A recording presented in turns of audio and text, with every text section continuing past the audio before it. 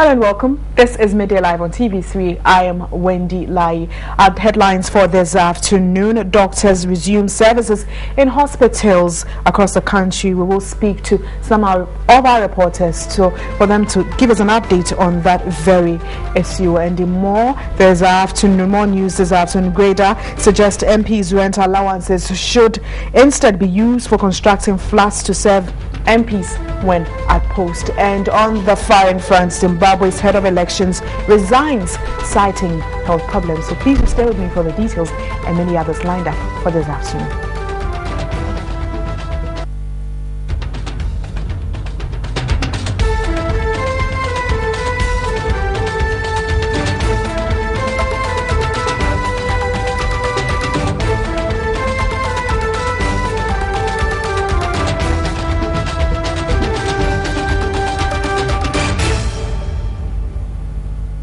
On the stories in detail, I look at one of our headline stories, and the National Executive Council of the Ghana Medical Association, GMA, agreed on Tuesday to suspend their ongoing withdrawal of outpatient services until further notice. The decision was reached after a Tuesday meeting between the GMA, the National Labour Commission, and the Fair Wages and Salaries Commission in Accra. A statement signed by the GMA President, Dr. Kwabena Opoku-Edusei, and the GMA General Secretary Dr. Frank Srebo announced that a new memorandum of understanding now binds both the GMA and the Fair Wages and Salaries Commission to abide by the new NLC ruling. And the ruling requires that by February 20, 2013, the GMA and Fair Wages and Salaries Commission discuss and establish a clear plan to implement previous National Labour Commission ruling mandating the Fair Wages and Salaries Commission pay doctors the wages owed them. The statement urged all GMA members to be on the alert as the leadership works towards the full implementation of the National Labour Commission's decision.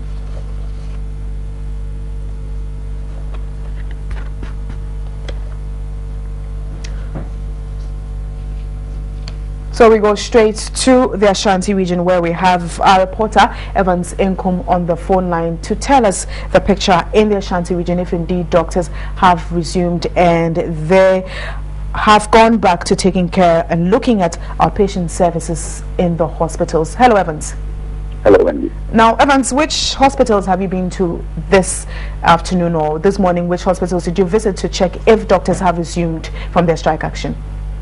Well, Wendy, this morning I stationed myself at the Kofanochi Teaching Hospital, where the patients there actually felt the 48-hour strike action, which was actually embarked upon by aggrieved doctors. And I must tell you that it has really brought the resumption of duty has really brought a lot of relief to these patients who had come to seek medical attention but were denied within that 48 hours of that strike action. So it was all joy to patients at the hospital this morning, Wendy.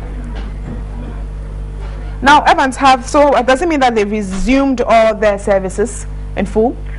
Yes, they've resumed all services. I spoke to Dr. Frank Akobi a couple of minutes ago, who happens to be the Ashanti Regional Chairman of the Ghana Medical Association, and he confirmed to me that they are still tabling discussion with government, and on the 20th of this month we are supposed to meet government as well as the other regulatory body to discuss how they are going to implement the National Labour Commission Arbitration Award. So they are so confident that by the close of 20th of this month they are going to hear something positive from the government. So now they have resumed full services now.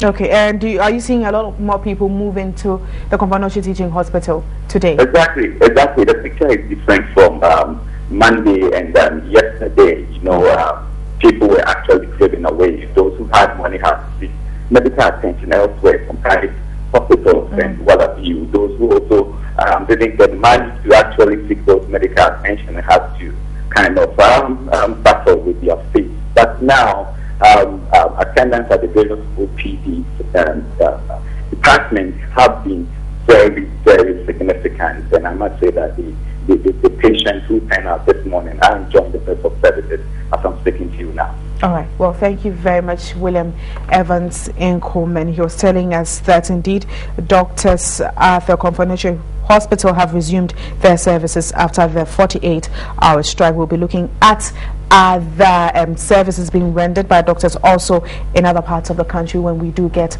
our reporters. But still on health, the Eastern Regional Manager of the Pharmacy Council, Cynthia Yaboa-Mensah, has urged the public to buy medicines from licensed pharmaceutical and chemical shops who warned illegal drug peddlers would be dealt with.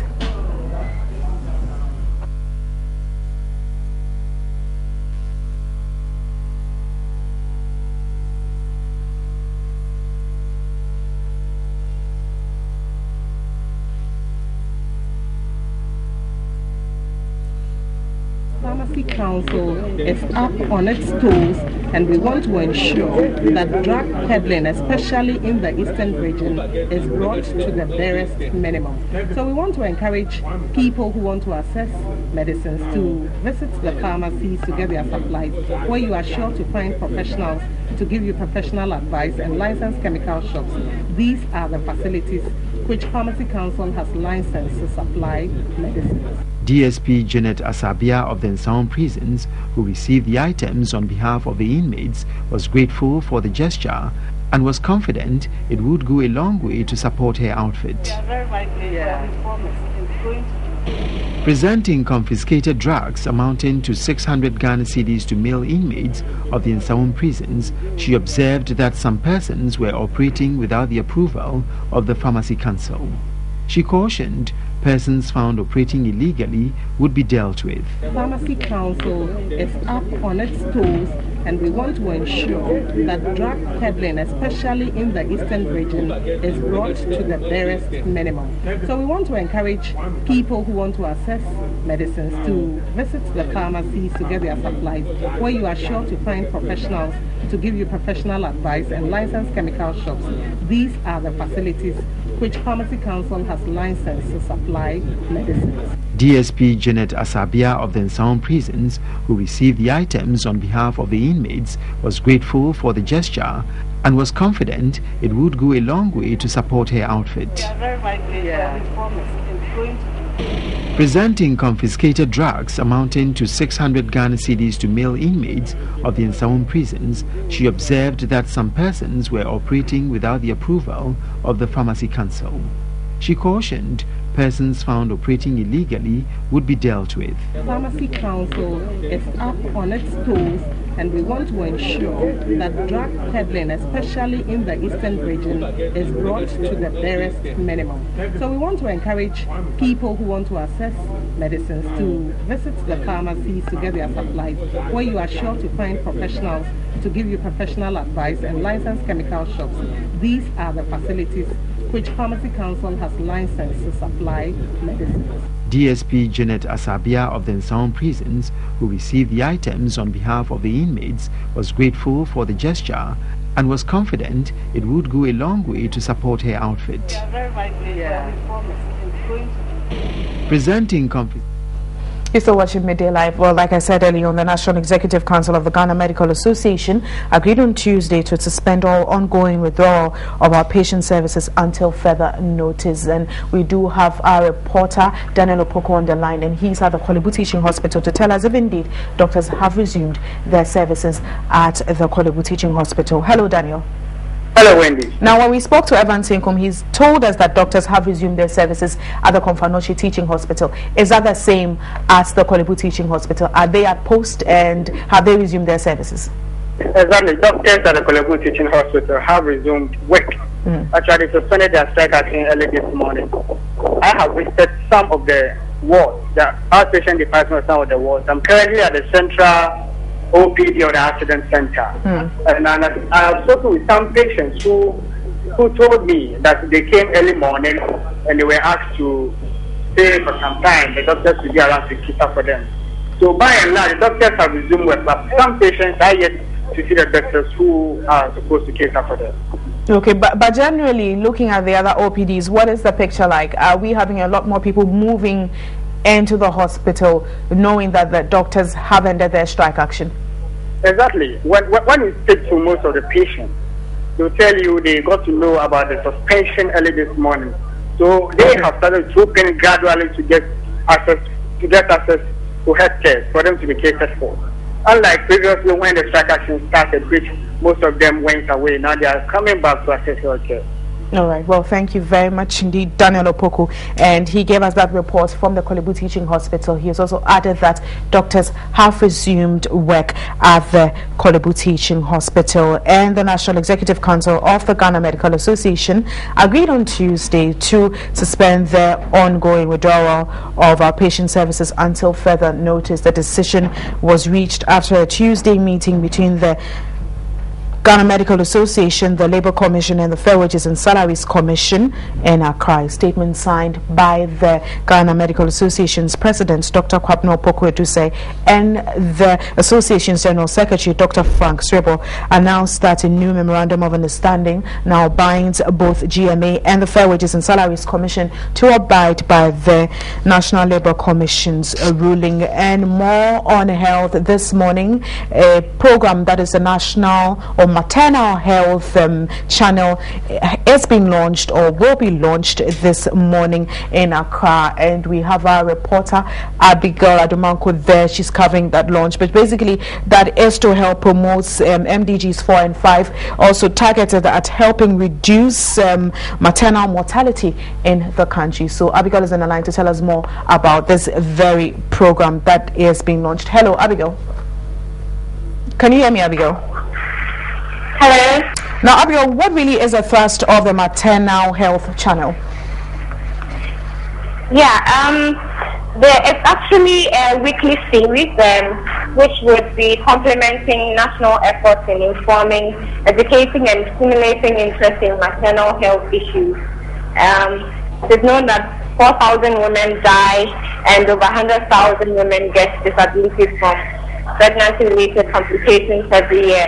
So this series or TV channel is going to help in reducing maternal deaths in the country and also help achieve the Millennium Development Goals 4 and 5 by 2015. So basically that is the main aim of the channel. And has it been launched? How would this channel run? What really are the programs like for especially mothers? Okay. The program is going to be running on both TV3 and GTV for 52 weeks. It's going to be looking at stories across the country, what women go through when they are giving birth, the difficulties they have to face, especially in rural areas. It's going to really bring out what women go through over there. So basically the series is going to focus on the challenges that mothers go through giving birth and how to even reduce these deaths, the solutions that we can give to deaths and disabilities that come with giving birth. And the whole series, the TV series, is produced by Creative Storm Network. So it's going to be running on TV for... And stakeholders are confident with this sort of program they will be able to reduce maternal mortality in this country by 2015. When they come again? Doesn't mean that stakeholders are confident that by running this program on television they'll be able to reduce maternal mortality by 2015 as part of efforts to help reduce it. Exactly so. This is to broaden the debate on maternal health issues in the country, to really bring out what is on the ground. There would also be a discussion platform during the series. So we bring out the reports from the various areas in the country while looking at the personal side, what mothers go through, and then a discussion platform where there will be stakeholders in health, and then also people who can really deliberate on how to solve issues regarding maternal health on the program. Okay, basically that's how it's going to be. Okay, well, thank you very much, Abigail Adumanko. And she was looking at the launch of Maternal Health Channel, which is a television program aimed at helping reduce maternal mortality and to achieve the MDG Goal 5 by 2015. You're still watching Midday Live. Away from health, the MC for La Quintana and Medina, Franklin Anku, has blamed the media for the continuous failure of assemblies to decongest the cities. Well, according to him, cities media attempts to whip up public sympathy for the recalcitrant hawkers as a major reasons why the exercises fail. Well, meanwhile, the Assembly has given a 3-week ultimatum to traders along the Legon-Adentan road to vacate the area or be forced to comply.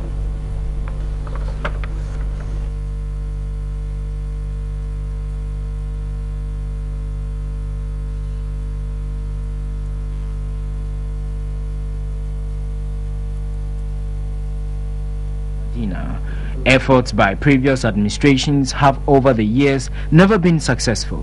The municipal chief executive, Franklin Anku, blamed this on media reportage. On many occasions, you find sections of the media seeking the public or hawkers' opinion when decongestion exercises are underway to attempt to whip public sympathy against metropolitan, municipal, or district authorities. This unfortunate situation usually brings the exercise on its knees. It behoves on you to support us to ensure sanity and restore discipline in the commercial life of this municipality. Illegal traders have more than doubled. They have taken over the median and bus stops of the new Legon-Adentan road. Pedestrians are now forced to compete with vehicles on the roads. But the Assembly says it will deal with the challenge through dialogue. We have already taken the right step by making provision for the Medina New Road Market with a total capacity of 272 stores and 72 stores. It is not in the interest of the Assembly to deny any person the right to decent livelihood, but this must be done within the confines of the law. Meanwhile, all those who have vacated their sheds at the new road market have fortified their rights and can only have them back through fresh registration. The Member of Parliament for Medina, Alhaji Amadu Sorogo, is concerned about safety. For the security, the safety of even those who are selling there. And I'm happy he's going to invoke the LI and then ownership can change. The success of it or otherwise will depend upon the way we all understand. Because this is not the first time that we are going to attempt to do this. The sustainability will depend upon the way you play your cards. And workers occupying the Ghana Education Service building at the Workers' College in Accra are calling for its immediate rehabilitation. The building has developed severe cracks. 3-story building houses the Teachers Education Division of the Ghana Education Service, School of Translators, the Department of Women under the Ministry of Women and Children's Affairs, and the Commission for Human Rights and Administrative Justice. The cracks are in the 4th year. Although a committee has been set up to mitigate the defects, the building still remains a death trap. Nearly all offices had developed deep cracks. It's worrying. Everybody is, concerned about the cracks because one wouldn't know when, the whole structure will come down. Action should be taken to, mitigate whatever is going on.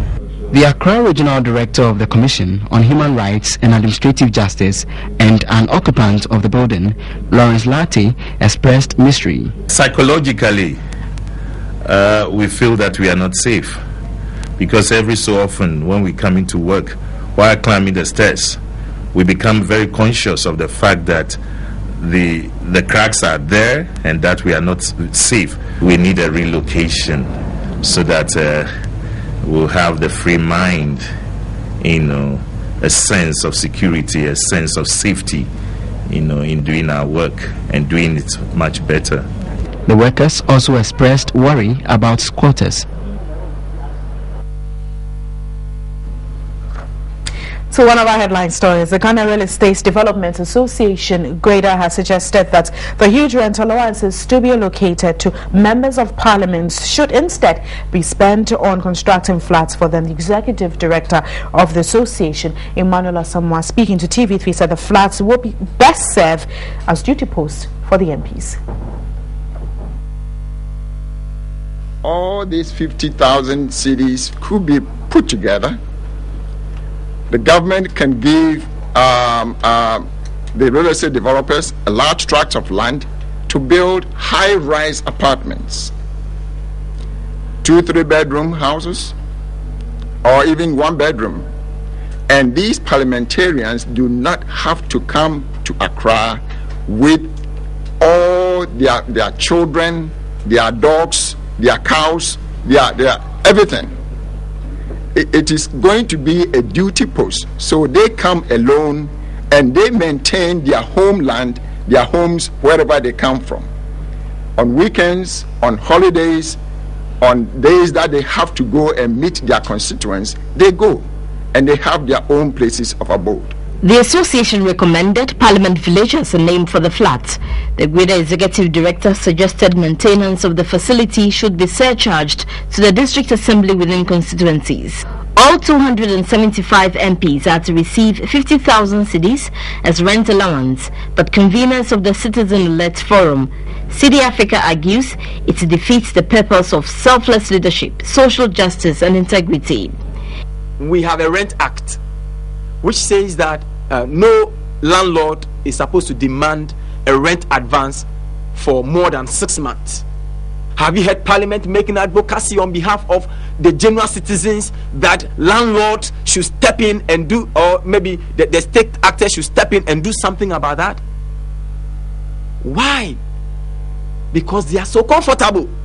If you can be giving 50,000 Ghana cedis as rent advance, ladies and gentlemen, we are talking about 500 million old Ghana cedis.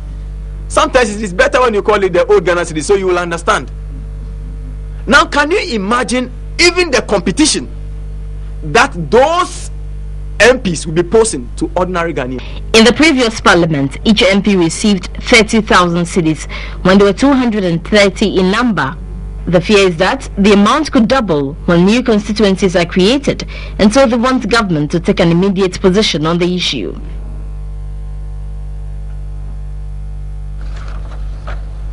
Look at other stories. And the Chief Executive Officer of the Ghana Shippers Authority, Dr. Kofi Imia, says Ghana's exclusive economic zone would require the utmost attention of policymakers and experts to ensure safety and preservation of the marine environment. He said over 90% of the world's fish resources are harvested within the exclusive economic zone.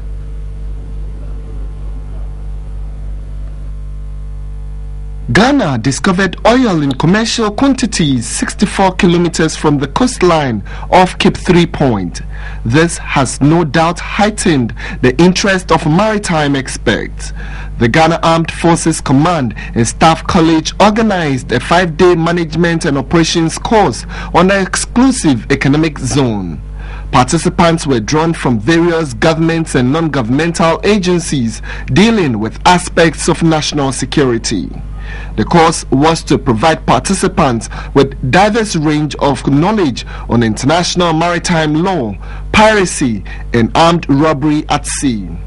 Dr. Kofi Mbia is the Chief Executive Officer of the Ghana Shippers Authority.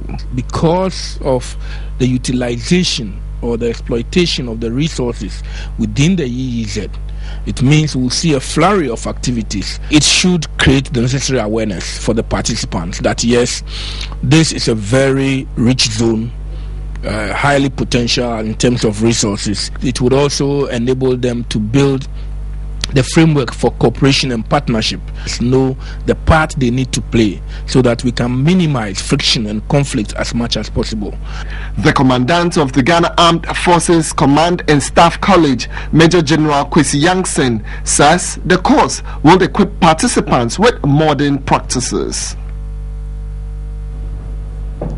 The Rotary Club of Dansoman has presented learning materials to Odarin School to commemorate the school's Founders Day celebration. The director of Rotary Club of Dansoman charged philanthropists and institutions to contribute their quota to the development of education in the country. The learning materials are to aid teaching and learning. The director of Rotary Club of Dansoman, Akuyo Brown, charged philanthropists and institutions to contribute their quota to the development of education in the country. Teachers and parents were awarded with certificates for their hard work and stewardship. The director of Odarin School, Kweku Ado, encouraged teachers to desist from putting their personal gain ahead of students' welfare. Odarin, one, it's a great school. It's a family-oriented base. and we believe more in the spiritual growth of the child, one, and then the academical strength. And in saying that, what we Darien do is we try to make education affordable. When you come to our school, you realize it's very basic, but yet you have everything in there. Class sizes are smaller. I mean, teachers, at least you have to have a diploma. And so putting all this together, it's just a good comprehensive learning center. A number of charity organizations have received cash donations from UT Bank to support their activities. The Deputy Managing Director of UT Bank, Pearl Isua-Mensah, says the bank believes in giving back to society. Officials of UT Bank claimed they have been supporting charity organizations for the past 8 years.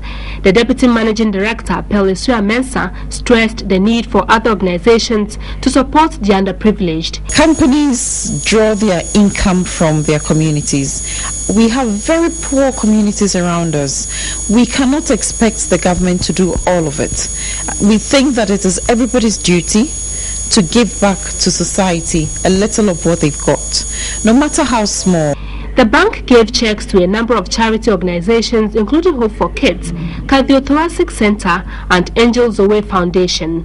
Pearl Isua-Mensah pledged the bank's continued assistance. The various beneficiary institutions expressed gratitude to UT Bank.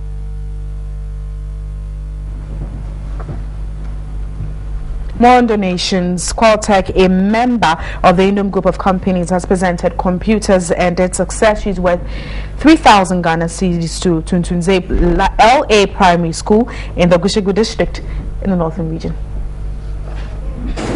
The objective of the presentation was to improve teaching and learning of ICT in the school. The managing director of Qualtech, Nana Dufu, said the gesture was to celebrate the 60th birthday of Dr. Papa Kwesi Ndum on February 15, 2013. I am aware, as of last year, they were on the trees. I hear they have been relocated. Qualtech is an IT company. We have resources to do all that. So we even send people to go and install and then train and put software on it for them to use. The head teacher of the school, Abdullah Suleimani, commended the group.